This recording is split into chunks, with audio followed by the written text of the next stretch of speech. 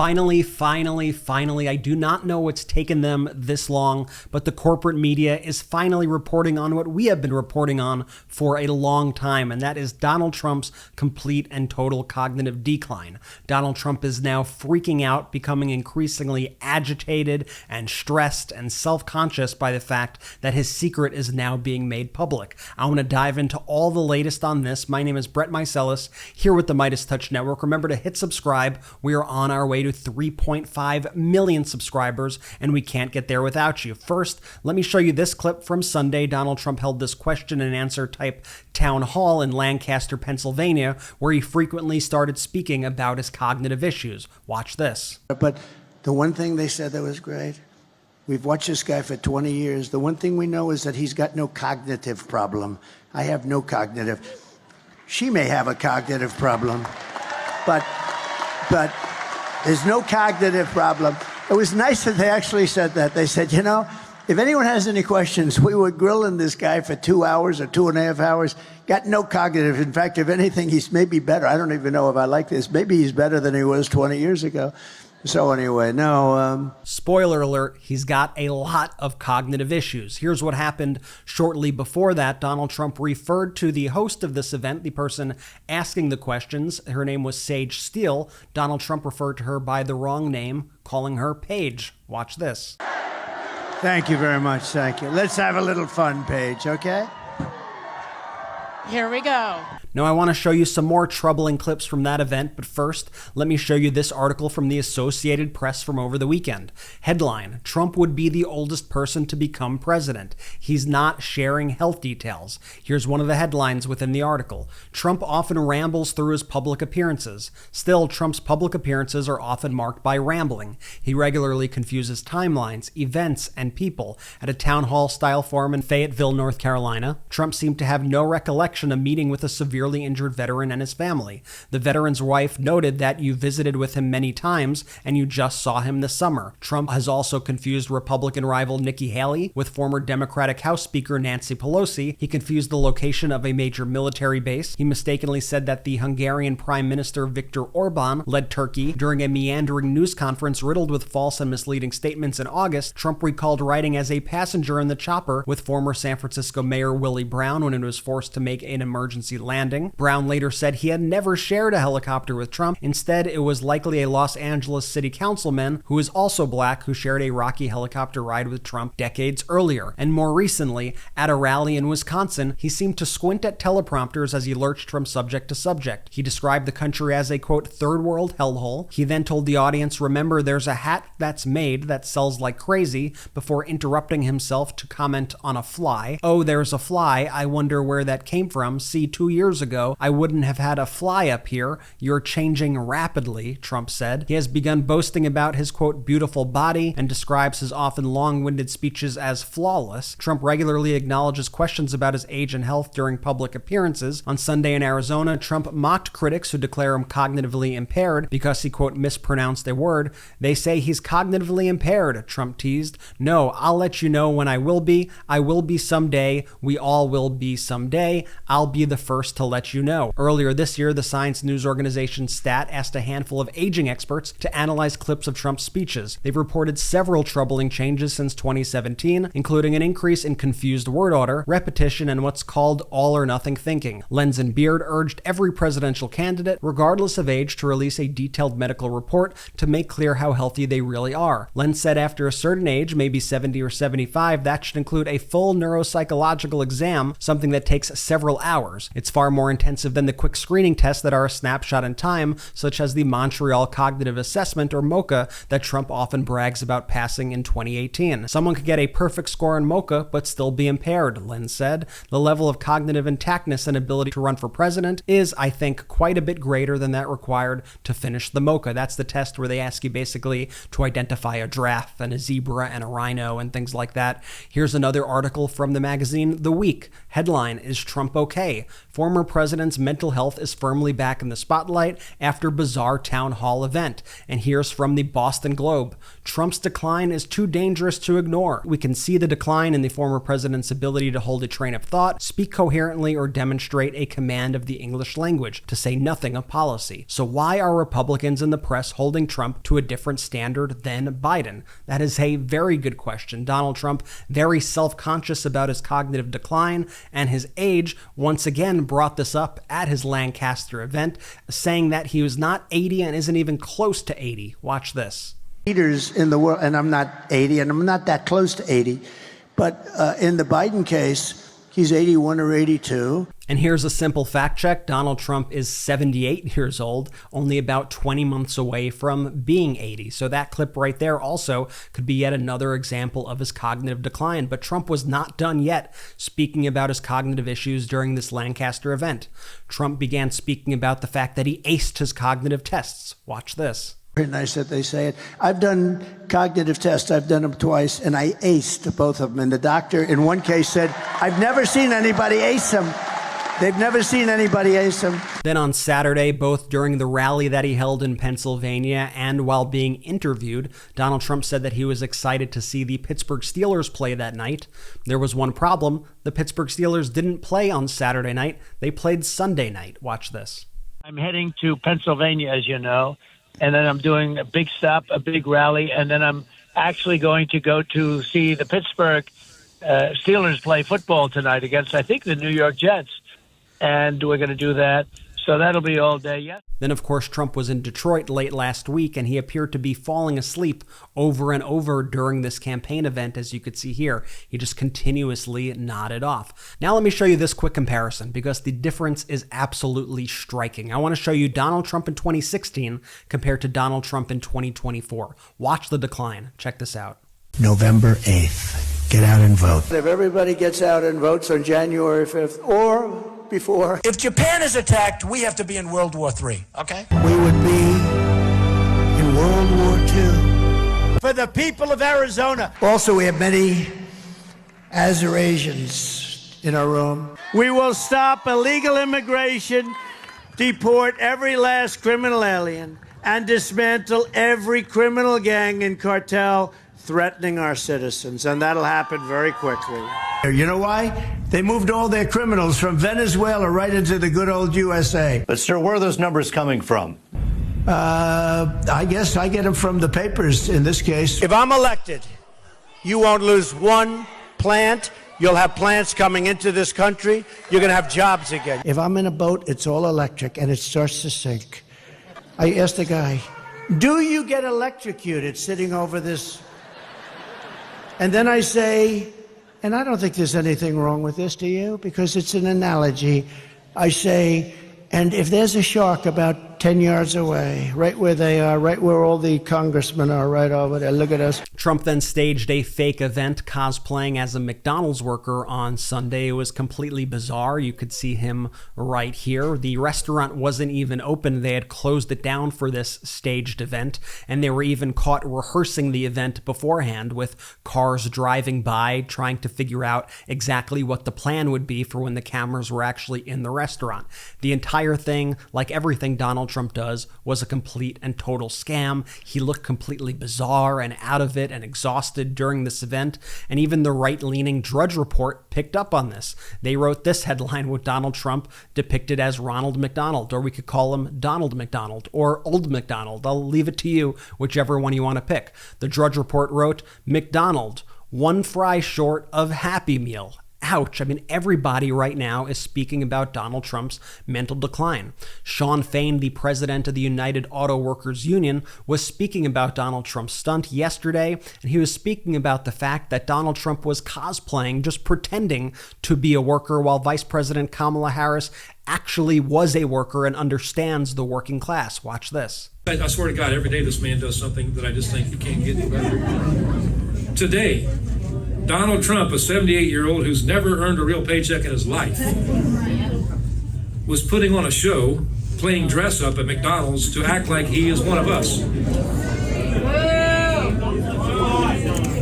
mean, think about that. I mean, He spent his life screwing over workers, and his next act, Project 2025, will make it even harder for Pennsylvania workers and their families to get by, all while making Trump and his billionaire buddies even richer. But again, another twisted irony in Trump's dress-up show today. Kamala Harris doesn't have to put on a show. She doesn't have to play dress-up at McDonald's because she actually wore the uniform.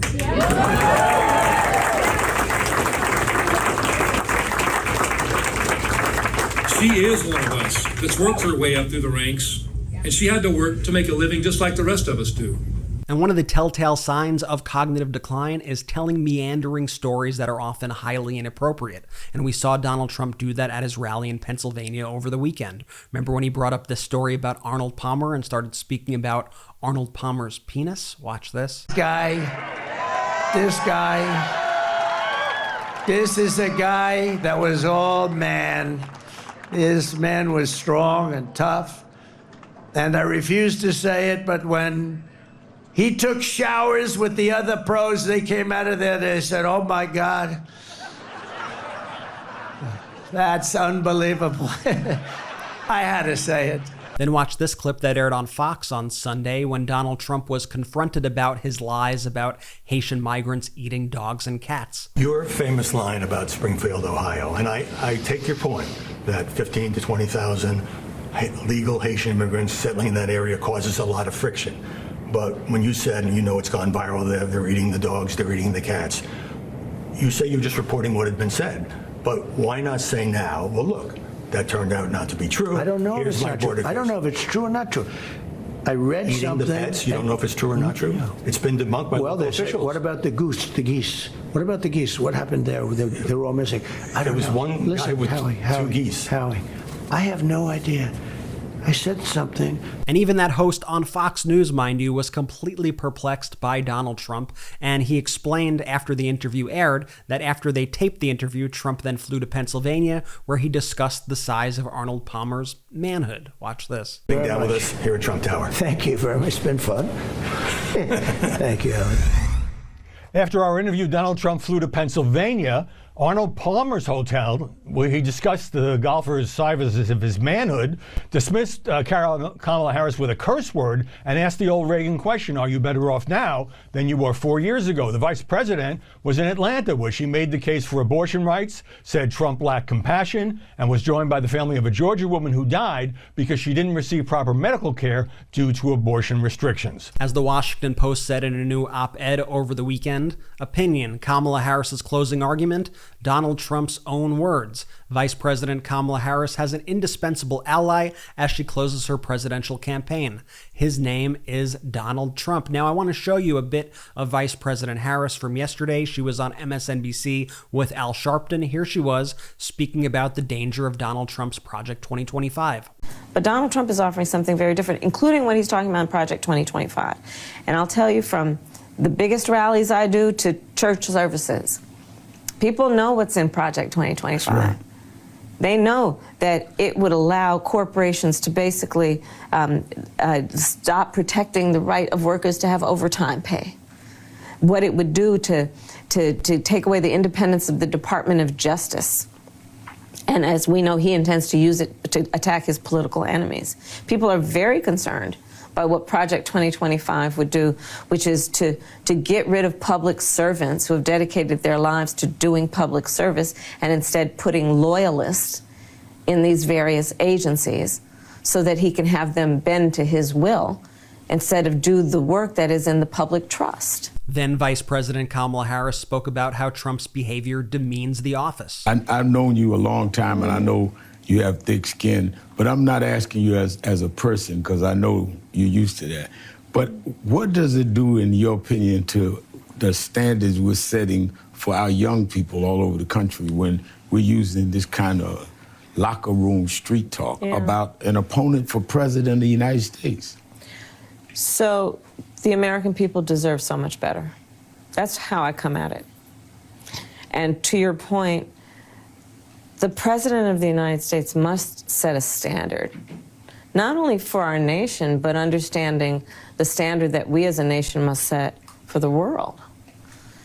You know, we we, as representing the United States of America, walk into rooms around the world with the earned and self-appointed authority to talk about the importance of democracy, rule of law, and have been thought of as a role model, imperfect though we may be, but a role model of what it means to be committed to certain standards, including international rules and norms, but also standards of decorum. And what you see in my opponent, a former president of the United States, really is, it demeans the office. And I have said, and I'm very clear about this, Donald Trump should never again stand behind the seal of the President of the United States. He has not earned the right. He has not earned the right. And that's why he's going to lose. And we are seeing all throughout the country, not only independents and former regular Republicans backing Vice President Kamala Harris, but even former Trump voters saying enough is enough, I can't support this guy. Watch this roundtable of former Trump voters in Nevada speaking about why they will not vote for Donald Trump. I think he's running for himself to keep himself out of jail. He's a convicted felon. I don't trust him. I don't believe he respects the Constitution. And he will come in and he will change as much as he can. And I worry will become a dictatorship in the United States. Mm-hmm. She snagged that dictatorship word from me right before I was going to use it. And, you know, I wouldn't be surprised if he tries to pass a thing where he can stay president for the rest of his life. Yeah. And President Obama spoke on behalf of Vice President Kamala Harris during an event in Tucson, Arizona over the weekend. Obviously did an incredible job as always. And during this rally in Tucson, President Obama said that you would be worried if your grandpa was acting like Donald Trump. You would be worried if your grandpa was acting like this. No, I'm not joking. You would, right? You'd call up your cousins and you say, have you noticed?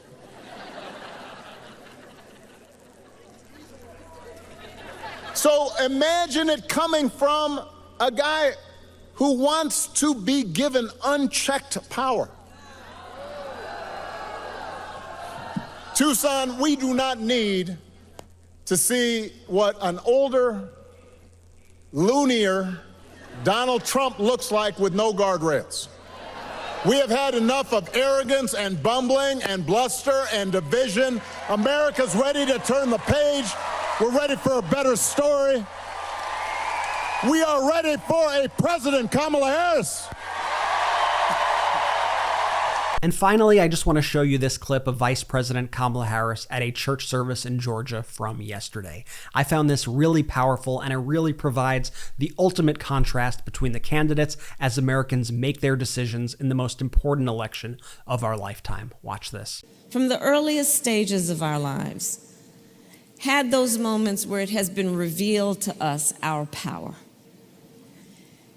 And we should never let anyone take our power from us or in any way try to convince us we are powerless. And so I say, as we move forward, let us look at where we are and understand the lesson of the Gospel of Luke. Because right now, each of us has an opportunity to make a difference. In this moment, our country is at a crossroads, and where we go from here is up to us, as Americans and as people of faith. And now we ask a question, we face this question, what kind of country do we want to live in? A country of chaos, fear, and hate, or a country of freedom, compassion, and justice?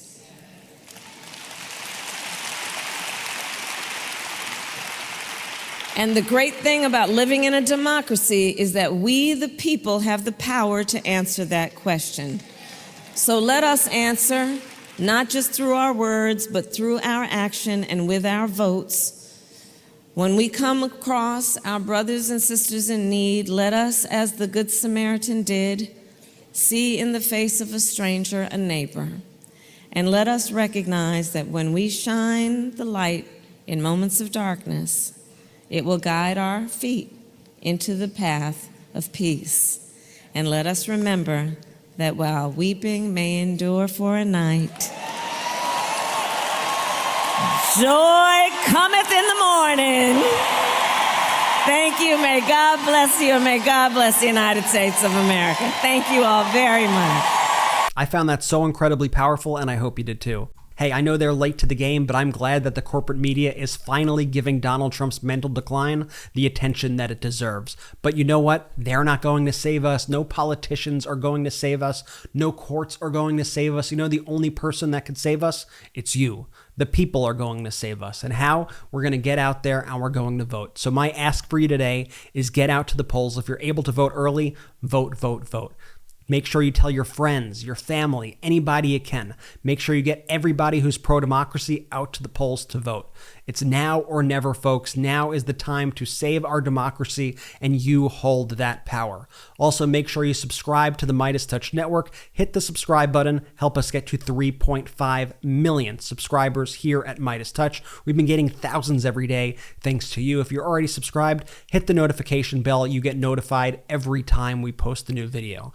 Thanks again for watching. I'll see you soon. Hey Meidas Mighty, love this report? Continue the conversation by following us on Instagram @MeidasTouch to keep up with the most important news of the day. What are you waiting for? Follow us now.